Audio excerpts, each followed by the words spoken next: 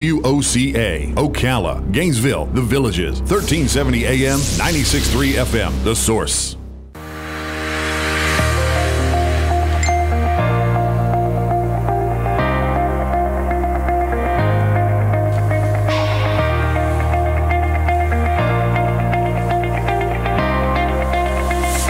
All right, 5 minutes after 10 o'clock. Thank you for tuning in. And I want to pay close attention to what our next guest has to say, Robin. Her book is called Generating Business Referrals Without Asking. A simple 5-step plan to a referral explosion. Stacey Brown Randall is on the phone. She wrote this book, and I'm going to explain to her why her message is important to you and I today. Okay. Today, right? Today. Stacey Randall is a business coach. She's featured on the podcast Real Estate Rockstar Radio. Oh, I like that. Nice Guys on Business, Voice America Business, WHNA Tampa Bay. Oh, she's here in Florida? Stacey Brown Randall, good morning. It's an honor to have you on our show. Well, thank you so much for having me, Larry. I'm actually in Charlotte, North Carolina. Oh, okay. Okay. Well, thank you for being on this show in Florida where, you know, it's very Florida-like today. It's 85. I don't think you're supposed to rub it in. I know, but I like to rub it in because 39 states are going through winter storms today, so we're not one of them. Neither is North Carolina, which is great, but it is rain and cold and yucky here today. So in addition to doing a radio show, Robin and I also do children's entertainment. We have a children's podcast, but that's not what I wanted to tell you. I want to tell you that we wrote a children's book. And it's about diversity, and it comes out like in a couple of weeks. So I said to Robin, can you get it? Because Robin knows how to get in touch with everybody. So I said, can you get in touch with somebody? Well, Meghan Markle, what's she called, the Duchess of Sussex? Yeah. That's a crazy title. But anyway, so Robin wants to get her to write a little something, and so far we've heard nothing. So you're going to help us figure out how to get that. Well, you're going to need to know somebody who knows somebody who knows somebody to be able to get that, probably, right? Always the way it is. Yeah. So is there, I mean, it says without asking on here. So how do you do that? Like fly a plane over the castle? So a little bit of a different situation here, right? When we're thinking about generating referrals for our business versus reaching out to a celebrity. So it's a little slightly different from that perspective. You know, it really does come down to, you know, understanding who are the people who refer you and then making sure that you're taking care of them in a very specific way that'll actually allow you to produce those referrals and generate those referrals so you're not asking for them. You take care of them. All right. Now, on your book on Amazon, you've got 77 customer reviews. You've got 5-star. Is that what we're talking about? You've got lots of people saying good things about your book. Yes. I mean, not everybody loves it, right? Because that's not possible. But yes. I think there's one guy with a 3-star. Yeah, but the worst you got is 3 stars, and that's because the packaging was ripped. That's all it says. So it's not even about the book. That's what he said. That's so funny. I did notice I had the 3-star that I think I had received. My husband couldn't help himself. He went to investigate, like, well, what kind of stars does he give books? And actually, getting a 3-star from him is like getting a 5-star because he only ever gives 1s and 2s to all the books he's ever reviewed. Oh, that's too so I funny. took it as a compliment. It may be a 3-star, but I take it as a compliment. So but tell you us. know what? I think why people are resonating with the message is because it's different than all the decades-old advice of asking for referrals. And I think that's why people resonate with it. So give us an example of somebody who would use the referrals that you're referring to. So every business should be receiving referrals on some level, but my book and my process, my 5-step process, and what I teach inside my program, Growth by Referrals, it's specifically built for those that sell their expertise, that people have to trust them to decide to do business with them, and that they build relationships naturally through the work that they do. So think CPA, attorney, home builder, financial advisor, interior designer, insurance agent, like that ability to, like, I got to trust you to decide I'm going to let you manage my wealth or let you, deal with my operating agreement or whatever. Those people are uniquely positioned, right? When you think about it, they're uniquely positioned to make sure they're receiving at least the majority of their new clients coming through referral. And your book is actually a reflection of your first business failure and your second business success. Really? It is, yes. Sometimes we have to learn things the hard way. It is just an unfortunate part of life. Yeah, that's part of life, right? Yes. Definitely. And it's one of the reasons why I wrote the book and I do what I do, because that business failure was so very painful. And I mean, if you were on the outside looking in to my first business, which was an HR consulting firm, if you're on the outside looking in with the clients I had like KPMG and Snyder's Lance and Coca-Cola Bottling, you would have thought, well, she's doing something right. And in fact, the business was crumbling from the inside out because I hadn't learned some very specific lessons that I would learn through that failure, and that I would apply those lessons to starting my second business. And the number one lesson was, you better figure out a way to touch business development every day, and to touch it in a way that you're willing to do it. Everybody can cold call. 99% of the world doesn't want to. So asking us to do it day in and day out, year after year, as a methodology to grow our business, it's going to wear on us, and eventually we're going to not want to do it. And so that's why when I looked at, okay, you're going to have to grow this business, a second business, you've got a second chance. Let's not mess it up, right? I've got, with my husband and our kids, it's like no one wants to go through that business failure again. So it was looking at how am I going to be more successful.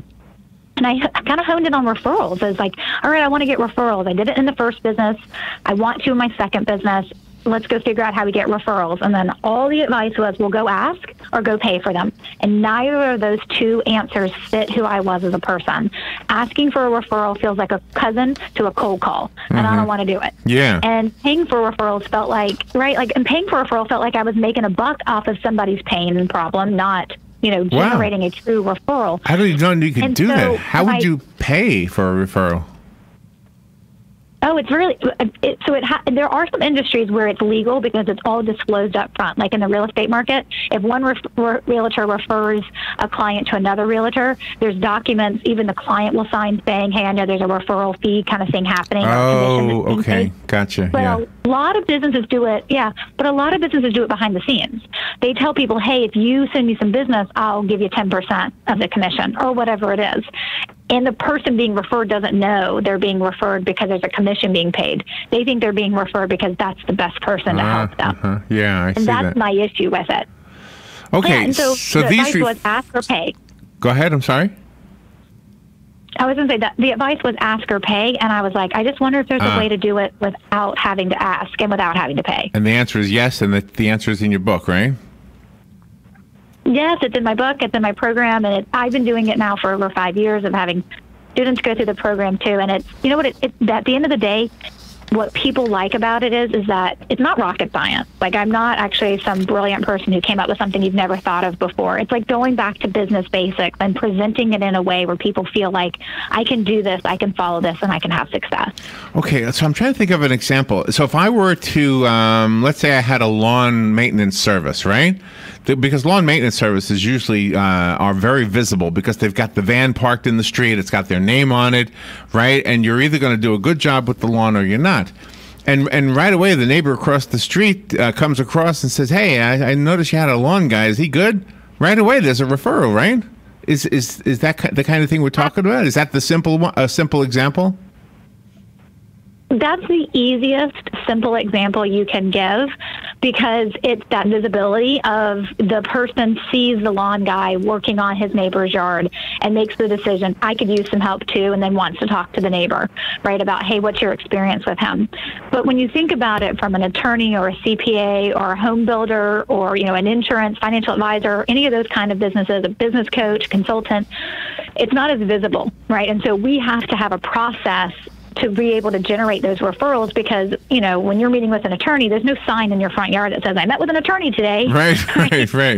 Yeah. At least we hope there's not a sign in your yard that says, I met with an attorney today, right? So, we have to, for when you sell your expertise, right, and your business is not highly transactional, and you actually have a service or a product where you build relationships with your clients and you sell your expertise, like those attorneys, CPAs, financial advisors, realtors, folks like that, we have to have a mechanism in place to make sure we're taking care of our referral sources and using the right language, so that when they are in that situation and someone says, hey, I need to sell my house, or they're in that situation, someone says, I really need some help managing my money, or I have got to get a new CPA, or whatever it is, that And because you're top of mind, because you've been taking care of that referral source, they say, oh my gosh, you absolutely have to call Larry. Like, he can solve all your problems. Well, and so that is what... We sort of get that here at the radio station. We have, people who advertise here, and the salespeople do a really good job of making sure that everybody's taken care of and everybody has, more than they pay for, so they get their dollar's worth plus some. And there's always what they call the service calls, so everybody's, we got a Christmas special, that kind of a thing. They always do those things. But I don't know that we know if there's a referral unless they tell us. It's hard to know. So here, and a lot of people have that response. They're like, I don't know who refers me. And I said, you have to ask. When a person comes to you and they say, hey, I heard about you, I want to advertise at the station, right? Like, hey, I know somebody's having great success advertising. I want to do this too. It's that automatic response of, oh, that's great. Love to help you. Who did you say that you knew that was also advertising here? And a lot of people lose out on capturing those referrals because they don't ask, well, how did you hear me? I mean, people come to me all the time. I'll get emailed and they'll say, hey, I want to talk to you about your program, Growth by Referrals. And I'll say, okay, great. How did you hear about me? And I will ask that question 3 or 4 times in a very polite way. So what do you do? As they're going through. What do you do with the information once you find out who? You have to have that all kept in one place. You have to track it. You have to make sure that when someone comes to you by referral, either because the referral source has sent an email and connected you with the new client and said, hey, Larry, meet Robin, right? Definitely going to solve all your problems. You have to have a place. Simple Excel works for me, but if you want to use a CRM, a client relationship management tool, a database, that's fine too, but you have to capture that information. And when someone comes to you and they say, I heard about you, you have to follow up and ask, and you just have to capture that data. And tracking it is a very important step, and it's one of the first steps is knowing who refers you and then making sure you're always tracking who's referring you so that you know who are your referral sources. So who are you trying to cultivate a relationship with to get more referrals? And when you do get that referral, you have to generate some kind of trust between you and the new referral because you don't want it to look bad on the person that did the referring. Oh, absolutely. Absolutely. I mean, at the end of the day, how you take care of the clients or the prospects, whatever you want to call them, that come in through referral, how you take care of them is going to reflect back on the referral source. So you have to make sure you have a process and a system in place. But it's just like any business. We should always have processes and systems in place to deal with new prospects or onboarding a new client, just like anything else. But you have to take good care of them, and you have to communicate with a referral source as well through the process. All right, so it sounds like this is the difference between a successful business and a not as successful business. This made all the difference in the world for you, right? It did. I mean, when I figured out how to generate referrals without asking, in my first year with my second business, I was a business and productivity coach, and I generated over 112 referrals in that first year and have done so every year since, gotten over 100 referrals. And it's the difference between feeling like your business is growing and that has a sustainability factor to it and a consistency for where your new clients are coming from. I mean, I did less networking. I have 3 kids, all in elementary school. So it was, it's the ability to spend less time networking and out every evening meeting with people. It's the ability to save money by not having to spend it, direct mail pieces and things like that. Yeah, but it doesn't always replace. Like, there are other, even though I have a business that's almost fully supported by referrals, I still receive clients from other sources. And so it's important for people to understand their mix. Right. Some businesses may never be more than 50% referral, but if you should at least be 50% referral and you're not there, that makes sense. We need to get you there. And some people need to be higher. So I want to ask about the opposite. I mean, would the exact opposite happen if the clients were not happy with you? Would the word spread quickly that you just weren't a good ice cream guy or whatever it is you were selling? I mean, could that happen? It's really unfortunate, but when bad things happen, we're more likely to share them than when good things happen. Yeah, so, I bet you're right. Yeah, sounds right. Yeah, you need to have a process in place that allows you to deal with the people who are unhappy, and it's going to happen. I mean, I don't care how great of a coach that when I was a business and productivity coach that I was, it was inevitable that some people were not going to have the experience with me that they were hoping that they would have. And I always felt that starts at the very beginning of you being able to manage the expectation of someone coming in the door to work with you. And it's even something you have to be more focused on when you receive a referral. So when a referred prospect, right, has a conversation with me, I know they have high expectations because someone's just spent all that time singing my praises and transferring all the trust. So I know that person has a heightened sense of, oh, good, Stacey can solve my problems. And it goes back to my ability to set expectations of what it will look like to work with me and what things and how things will happen. Stacey, I have a question for you, and I'm trying to think if we've ever done this here on radio. I think we have. What I'm getting at is the referrals that are kind of captured on a video for a TV commercial or audio for radio commercial, where you actually get, hi, I'm Tom Smith. I used Johnny's lawn care service, and boy, am I happy I did. That kind of a thing. That's true. The audience doesn't always feel confident that they're not hearing an actor. There's no way to really know if you're hearing an actor or not. One way around that, I can tell you, from doing this for so long, is Robin and me. Because the audience knows us, and they know that we're not going to try to pull a fast one. Because I know that we're dead if we ever do. If they catch us trying to lie to them, they're going to know right away, and that's going to be the end of our credibility.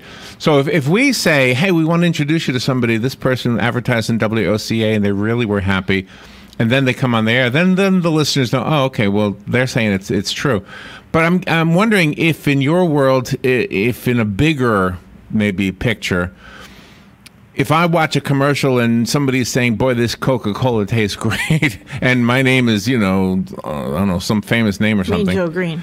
Yeah, Joe Green. I mean, does that stuff work? So what you're describing when someone goes on video and says, hey, I used such and such, and it was awesome, that's a testimonial. It's a video testimonial. It's a written testimonial. And most people, you're right, the radar will go off that the more famous the person is, it's probably they're being paid for it. Right. Or if they're just not sure, because testimonials are used and sometimes overused today. So that's the difference between like that review or that testimonial that you're going to receive. But the difference between why someone trusts you guys over just the person who goes on video and says, hey, I used this service and it was awesome, is because they trust you. And that's the secret sauce when we think about it from a referral perspective. Because as a listener, I trust you, then what you say, I'm going to actually trust, until the great point you made, until I realize you're lying to me, and then you're done, you're toast. And so there's that idea behind it's a referral only happens when I trust the human who's actually telling me to go try something, to go use somebody, to hire this person. That trust transfer is one of like the golden rules of referrals. It has to happen. And I only trust you.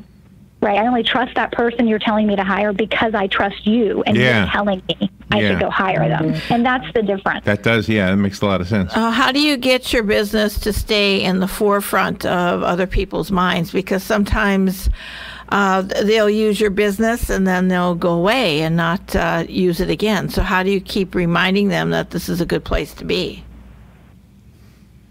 What's interesting is that I always tell folks is that you need to have a sticky client experience when you're working with your clients. And that means you need to have a way that you're going to deliver great work and build a relationship with them while they're in the new phase, right? When they just come on board, while they're in that like ongoing active phase when you're delivering on the work, right? And then when the work is done, that alumni phase, there's definitely a process you need to have in place that's going to kind of keep you what I would refer to as, the ability to keep in touch some and stay top of mind.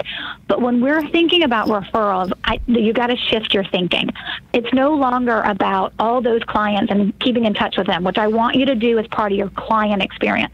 But when you want referrals, we have to shift that to a referral experience mentality. And we're really only going to focus on the people who are referring us or we want referring us, which will always be a subset of your clients or people in your network, because not everybody is built to refer. We all can, we just don't all do it.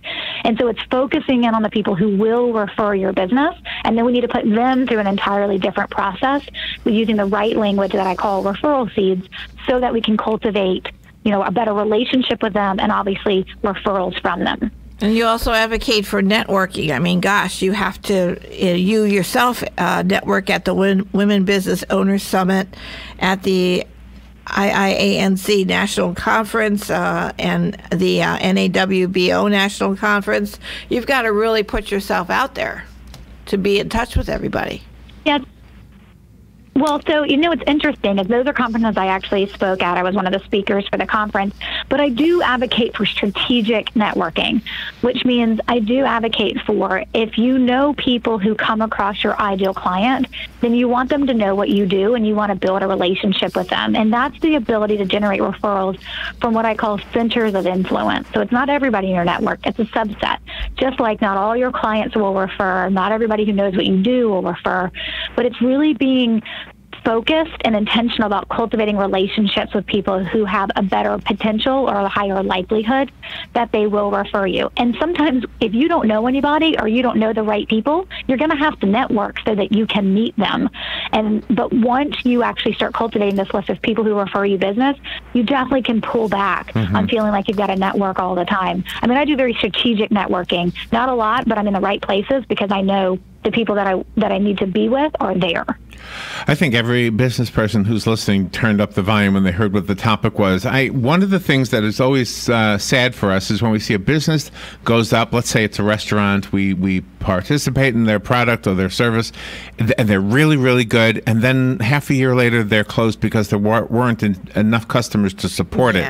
And then meanwhile, you'll have other companies that do just as well. They're just as good, but they're also doing, they're doing better, not just as well, but they're doing really better. I think you've hit on the key to the difference. If you don't have referrals, people are not going to know about you. You could put advertising, and that's a good thing, but that kind of gets the ball rolling. It's the referrals that I think will be the snowball effect. Absolutely. And you're right. The advertising, the networking, the attending trade shows, that's going to build your credibility, right? The publicity, that's going to build your credibility. That's going to build your name awareness. But when someone's making the decision then to hire you, they want to be, this is what the Nielsen research shows us every year. It's like 80-something% prefer to make a decision to hire somebody based on the recommendation of someone else. So we need to make sure we've got those people who are out there who, when people talk to them about a problem that they know we can solve, that we're the only people they're handing over as, here, Stacey can solve your problems. The book is called Generating Business Referrals Without Asking, a simple 5-step plan to a referral explosion. It's written by Stacey Brown Randall. I have a copy of the book, so call me if you want the one that was sent to me. I'll take a caller at random. The rest of us can go buy it online or in the bookstores. Let's see, I did find it on Amazon where you're getting 5-star reviews, 77 customer reviews and 5 stars. That's awesome. Do you have a website of your own you would like to tell us about? Sure. So my home base is StaceyBrownRandall.com, and Stacey is spelled with an E. And of course, you can find information about my book there and all my other resources. All right, StaceyBrownRandall.com. Thank you, Stacey. Thank you for being on the air with us today. Thank you, Larry and Robin. It was great. You are welcome. We'll be right back.